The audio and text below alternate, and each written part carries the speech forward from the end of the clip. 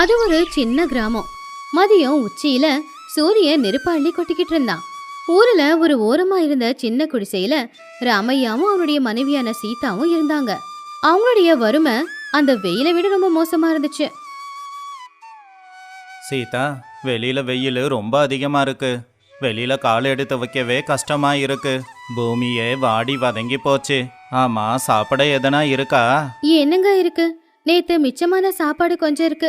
அதுல தண்ணி ஊத்தி வச்சிருக்கேன். காலையில அதுல தயிர் கலந்து கரைச்சி வச்சிருக்கேன். பாவம், நீங்க வெயில போய் கஷ்டப்பட்டுட்டு வந்திருக்கீங்க. முதல்ல நீங்க அந்த கஞ்சியை குடிச்சுக்கோங்க. உன்னை விட்டுட்டு நான் மட்டும் எப்படி சாப்பிட முடியும் சீதா?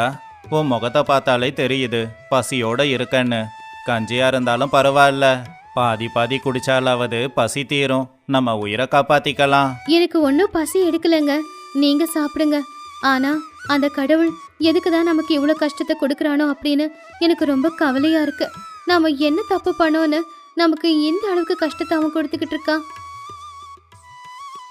கவலைப்படாத சீதா, அந்த கடவுள் என்னைக்காவது ஒரு நாள் கண்ணை திறந்து நம்மளையும் பார்ப்பான். நாம யாருக்கும் எந்த அநியாயமும் பண்ணதில்ல.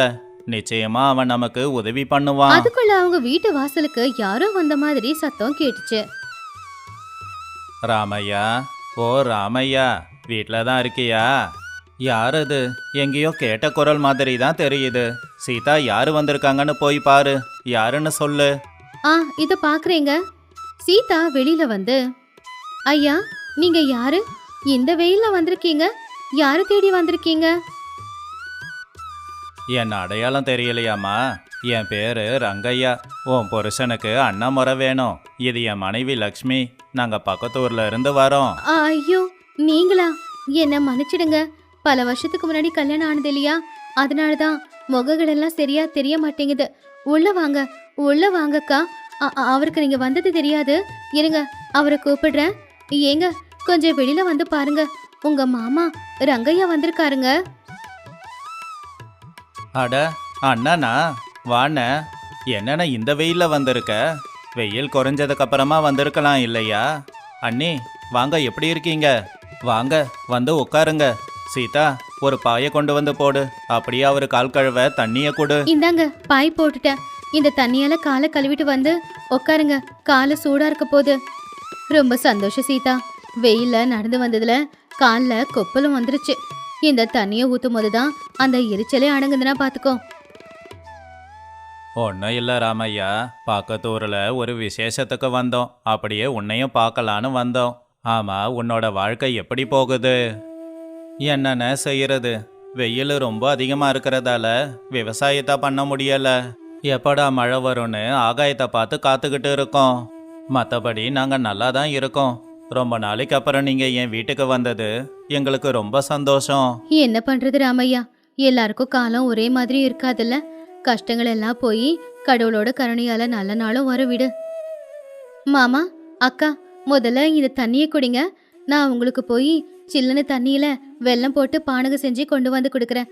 இந்த வெயிலுக்கு பானகம் குடிச்சா கொஞ்சம் நல்லா இருக்கும். ஆமாம் ஆமாம், வெயிலுக்கு அந்த பானகத்தை குடிச்சா ரொம்ப நல்லா இருக்கும்.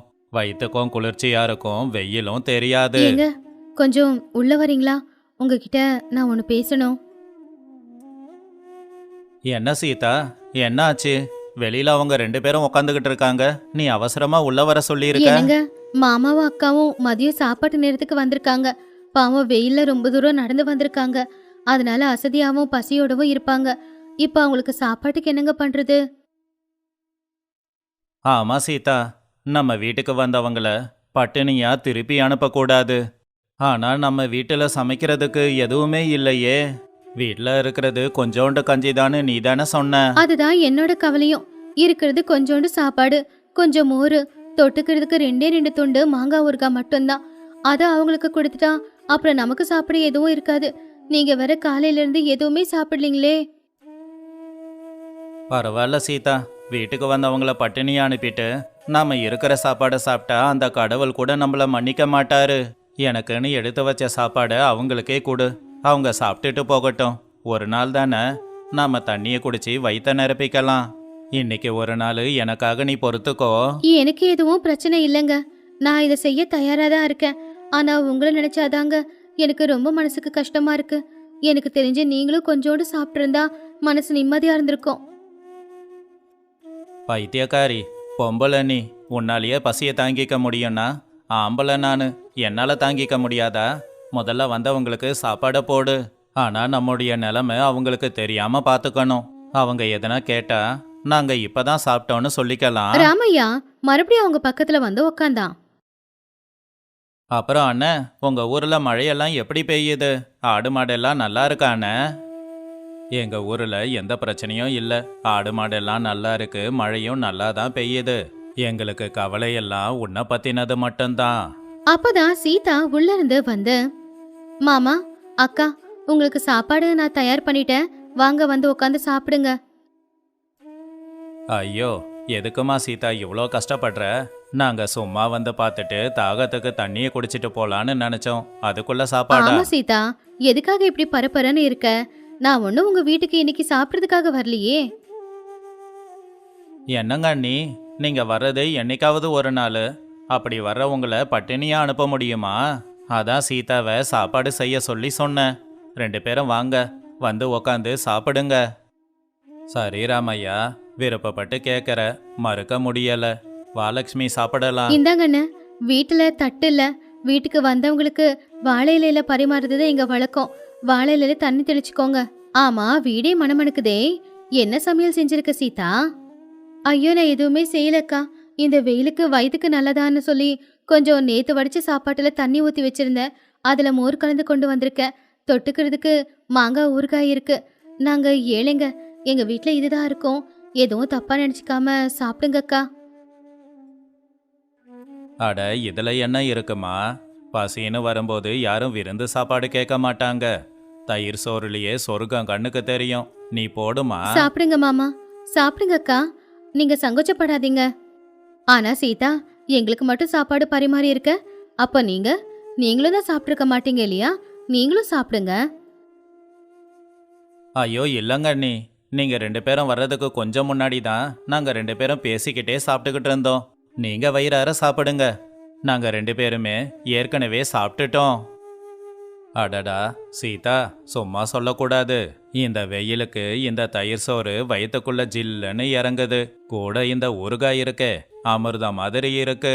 ஆமா சீதா, நீ ரொம்பவும் பாசமா பரிமாறி இருக்க இல்லையா? அதனாலதான் இந்த சாப்பாடு அவ்வளோ சுவையா இருக்கு. இந்த வெயிலுக்கு இதுதான் வயிற்றுக்கு ரொம்ப நல்லது. உங்களுக்கு பிடிச்சிருந்தா அது உண்மையிலேயே சந்தோஷப்பட வேண்டிய விஷயம்தான். இன்னும் கொஞ்சம் மோர் ஊத்தவா? ஐயோ வேண்டாம் சீதா, நான் தொண்டை வரைக்கும் சாப்பிட்ருக்கேன். இனி ஒரு பருக்க கூட இறங்காது. நான் கை கழுவுறேன். சாப்பாடு சாப்பிட்டதுக்கு அப்புறமா கைய கழுவிட்டு அந்த கிளாஸை கொண்டு போய் சமையல் அறையில வைக்கலான்னு லக்ஷ்மி உள்ள போய் பார்த்தப்போ அங்க இருக்கிற காட்சியை பார்த்த உடனே அவங்க மனசுக்கு ரொம்பவும் வலிச்சுது. அப்போ லக்ஷ்மி அவங்க மனசுக்குள்ள, என்ன இது, காலையில இருந்து அடுப்பு பத்த வச்ச மாதிரியே இல்ல. இங்க இருக்கிற பானையில எங்கேயுமே சாப்பாடும் இல்ல, குழம்பும் இல்ல. இந்த மோரு கூட கொஞ்சோண்டு தான் இருக்கு. அப்படி பார்த்தா இவங்க 2 பேரும் காலையில இருந்து எதுவும் சமைக்கவும் இல்ல, சாப்பிடவும் இல்லையா? அப்போ மிச்சம் இருக்கிறது எல்லாமே எங்களுக்கு தான் கொடுத்தாங்களா? அட கடவுளே, இவங்க வயிற காய போட்டா எங்க 2 பேரோட வயித்தையும் நிரப்புனாங்க. லக்ஷ்மி வெளியில வந்து ரங்கையா கிட்ட பொறுமையா, ஏங்க கொஞ்சம் இங்க வாங்க, உங்ககிட்ட ஒரு விஷயம் சொல்லணும்.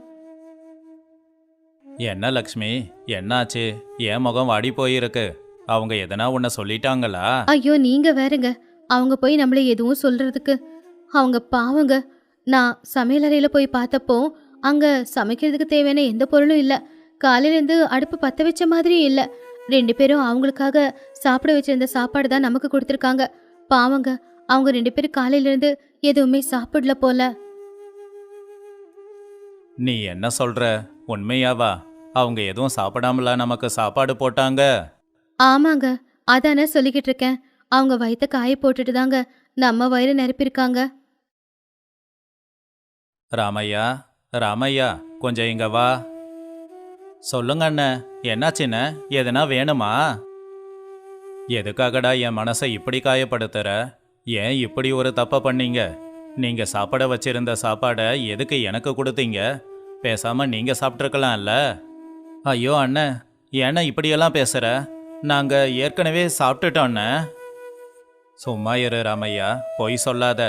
ஏற்கனவே லக்ஷ்மி சமையல் அறைக்குள்ள போய் என்னெல்லாம் இருக்குன்னு பார்த்துட்டா. அங்க எதுவும் இல்லை. காலையில இருந்து நீங்க அடுப்பும் பத்த வைக்கல. இருந்த கொஞ்சோண்டு சாப்பாட்டையும் எங்களுக்காக கொடுத்துருக்கீங்க. எங்களை மன்னிச்சிடு ராமையா. எங்களால தான் நீ இப்ப பட்டினியா இருக்க. ஐயோ, நீங்க தப்பா எடுத்துக்காதீங்க மாமா. நாங்க ஏழைங்க, இப்ப கொஞ்சம் கஷ்டத்துல தான் இருக்கோம். அதனாலதான் இருக்கிறத உங்களுக்கு சாப்பிட கொடுத்தோம். நீங்க எங்க வீட்டுக்கு வந்த சாமி. உங்களை பட்னியா அனுப்புனா அதுக்கப்புறம் அந்த கடவுள் கூட என்ன மன்னிக்க மாட்டார் இல்லையா? சீதா, உனக்கு ரொம்ப நல்ல மனசு. வறுமை உங்க வீட்ல இருக்கலாம், ஆனா உங்க மனசுல இல்ல. உங்களை எவ்வளவுதான் பாராட்டினாலும் அது கம்மி தான் போல. ராமையா, இன்னைக்கு நான் உங்ககிட்ட இருந்து ஒரு நல்ல பாடத்தை கத்துக்கிட்டேன். மனுஷனுக்கு தேவை சொத்து பத்து கிடையாது. மற்றவங்க வயிறு நிறையணும்னு நினைக்கிறையே, இந்த மனசு தான். ஐயோ, நீங்க பெரியவருன்னு நாங்க ஏதோ வீட்டுக்கு வந்த உங்களை கவனிச்சோம், அவ்வளவுதான்.